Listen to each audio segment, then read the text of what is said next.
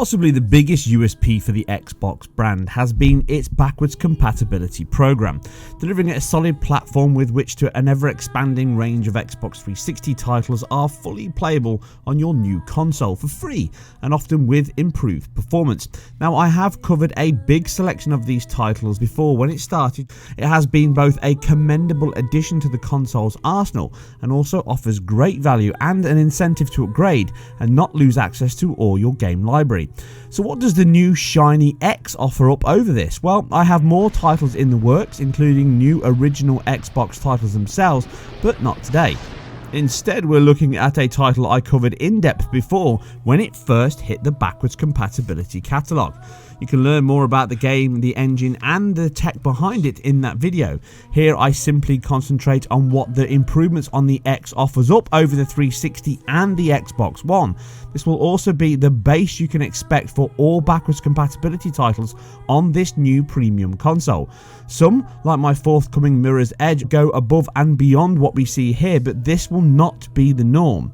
First thing is, the resolution is unchanged from the Xbox 360's 1152 by 720p resolution that's output to the screen. This is then upscaled to your chosen output display. In addition, any frame rate cap that appears on the original console will remain here, so if a game had a 30 FPS ceiling, you will only see that as a maximum here on the new console. But you could see improvements if it did ever dip below this level. Some games offer a 60 FPS limit, or in the case of Infinite here, you can uncap that and see how high it goes, basically by removing Vsync, which is a software timer that ensures the GPU does not flip a new image to screen until the following two conditions are met. A, it is fully complete, and B, it is in time with your display's next refresh cycle. This means that when a frame is missed by 1 millisecond or more, for simplicity's sake, then you will have to wait for the next 16 millisecond recycle until it can be swapped.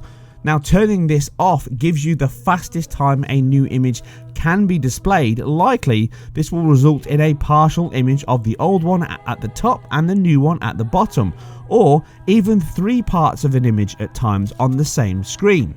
Now, it can improve input response and update times at the cost of image quality, namely these unsightly tearing, which I absolutely hate. Here on the Xbox 360, you can see the game just tears wildly nearly at every single frame from top to bottom.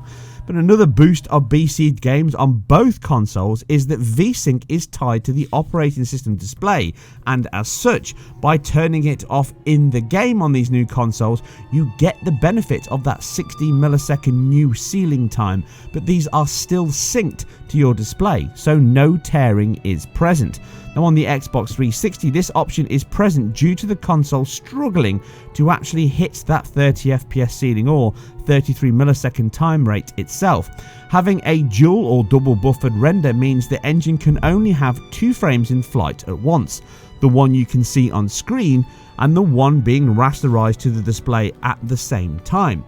One of the reasons for running a double buffer frame rate is it keeps response times as high as possible, effectively 66 milliseconds on a double buffer game before your input is then flagged to the next refresh rate. But many games will not tie their rendering rate to the input rate. They can be separate, and many games are, so this is not an exact science. Contrary to what is popular belief, games that drop down to this 20 FPS lock are not caused by having a double buffered rendering rate. That isn't the issue at all. Many titles you have played will have a double buffered rendering rate. That's just a common trait, especially on the older consoles due to the limited memory available on those consoles.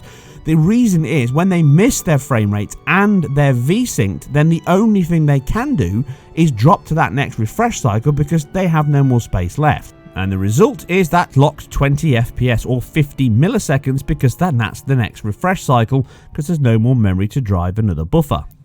Turning off Vsync means you can split the two and keep rendering. Now, if you cap it here on the 30 FPS in place on the Xbox 360, then you see dips down to the next cycle, this 50 milliseconds, giving us those 20 FPS flat lines we've just spoken about.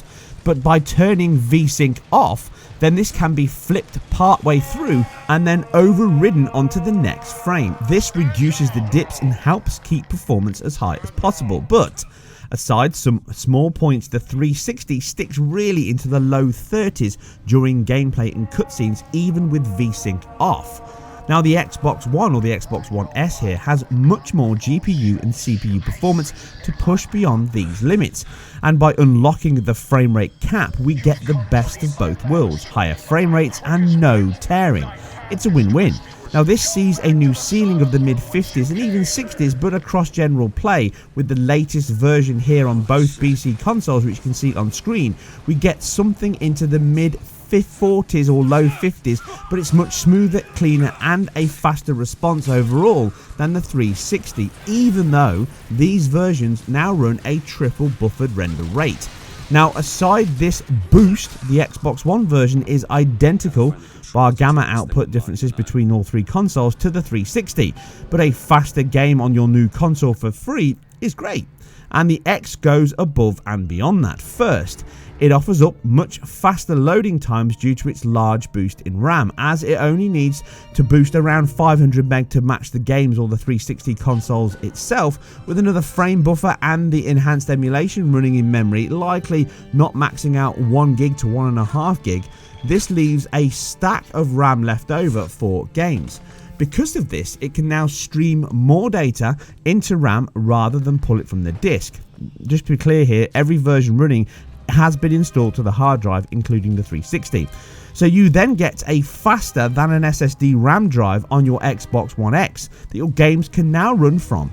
Now added to the faster CPU performance means depacting data at runtime is much faster, so the Xbox One S is faster than the 360 and the X is faster still than the both of them. The other boost comes from GPU bandwidth and power, meaning just like PC, the driver can override the engine's texture filtering base. So on the X, this gives it much clearer textures. They're cleaner, sharper and clarity across all angles and all areas. You can see this best on oblique angles such as walls and floors. This improved texture filtering makes everything look sharper and cleaner, no matter the screen, be it a HD one or a 4K one, but it can also show some of the lower quality textures. Now remember, the texture assets themselves are absolutely identical. It is just that the sampling rate on this new console has been greatly improved, therefore you get much cleaner and sharper quality from those standard assets that were created for the 360. So on the X, what do we see overall? Well, we see the fastest loading overall, a cleaner image overall, and the most stable display at all times. So what else can it offer over the other two versions? Yet more? Well, it does. Performance is yet another, fastest by the other two by a decent margin. In fact, comparing it like for like in these cutscenes here against the original Xbox One S, these are the same BC versions, you can see the X bumps around 30 to 40% like for like comparison in performance over the S, which is significant, and it's even more than that obviously over the 360. We now have a game that hits 60 FPS far more often, and it dips far less and no tearing at all. So you can't remove everything. You still get dips, you still get those streaming issues and context switches, etc. as the code here is completely unchanged. It can only be reduced by the extra horsepower available here and not removed entirely. But my average frame rate graph here again shows us how the detail splits between the two. We can see the faster version overall is clearly the X, and it now holds that 16 millisecond frame time pretty much all the time. The stats are on screen and in the description below, so you can see the detail for yourself. The average frame rate between all three versions gives a clear divide that we're getting around 100% improvement on the Xbox One X over the original 360 one, and you're still seeing a significant boost on the Xbox One S. This latest version here is improved over the previous BC version, so the team are still going back, tweaking, optimizing and getting even more out of the hardware. Like I say though, there are other titles in the collection that go above and beyond this, and you can check those out later today or tomorrow on my channel, and more information on the website. The Xbox One X is a great piece of kit, and the backwards compatibility has been a great USP and a high point for Microsoft overall. I commend them for their hard work and their incredible results they're achieving here. Yes, effectively this is how a PC would work, but these consoles do not work in the same environment and structure as a PC. So the difficulty of the challenge they've overcome, and significantly so, must not be under-egged. It is very impressive. This title will be an outlier, of course. Not every game can have this uncapped frame rate to see what kind of performance you hit. But when you do have it, you can see the headroom afforded here from the new console is significant enough to double that performance rate, on top of reducing loading times and improving image quality and stability. So all those things cannot be under-egged in the console space, and I'm very happy indeed that Microsoft are still putting effort into this and improving certain titles over and above what we see here. But I'll cover that in more depth in another video. This is PowerPC code, yes, recompiled back into running on x86 code, but I'm sure they've not spent a significant amount of time rewriting the engine and the systems themselves, just basically getting it to work natively on the console itself. There is still emulation here for the whole operating system layer. It's very impressive, and the results speak for themselves. The X really pushes that to the next level. Yes, it might not be for everybody, and the differences aren't going to change the world or change the game overall, but if you are into premium consoles and improving your existing catalogue, then the X really delivers tangible benefits on both current games and older games in your catalogue, and that is something you really cannot ignore. Anyway, as always, if you guys and girls enjoyed this, then please hit the like, subscribe and share where appropriate. You can support me by hitting my Patreon link and putting any dollars and pounds you can afford. I am completely independent and self-funded. You can also follow me on Twitter and ask any questions over there. I will be covering more games and titles very soon, and you can watch a few more minutes of frame rate analysis if you so desire. I'll catch you on the next one.